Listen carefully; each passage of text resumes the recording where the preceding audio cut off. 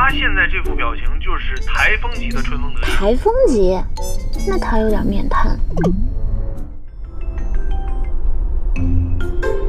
棉花，你好，好花。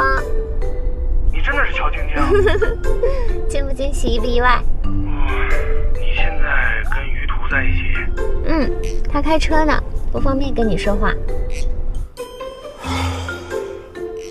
等会儿，我先冷静冷静。哎，我这手机刚才掉茶杯里了，如果一会儿突然间要是掉线了，你别觉得奇怪啊，我刚捞出来把它擦干。我现在是冒着手机被烧掉的风险在跟你对话。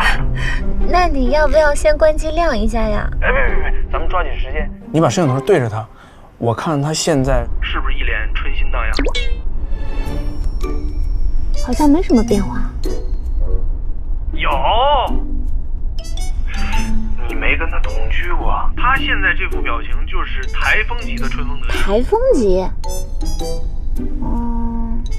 那他有点面瘫。哎，行，不看他，走。你们俩真是高中同学啊？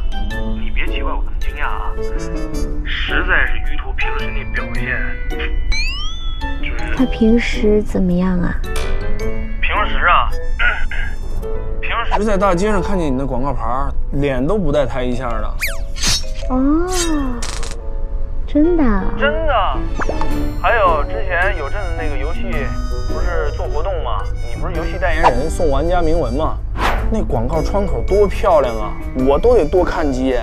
但他呢，从来都是点完铭文之后直接关页面，表情一点变化都没有。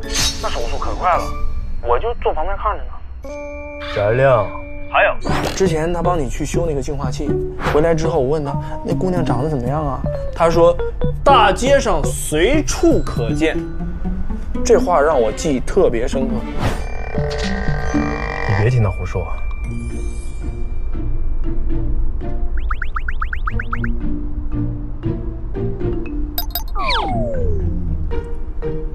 我的意思是，大街上到处都是你的广告，所以随处可见了。恰好证明了，我每次路过你广告的时候我都看了，不然我怎么知道大街上随处可见呢？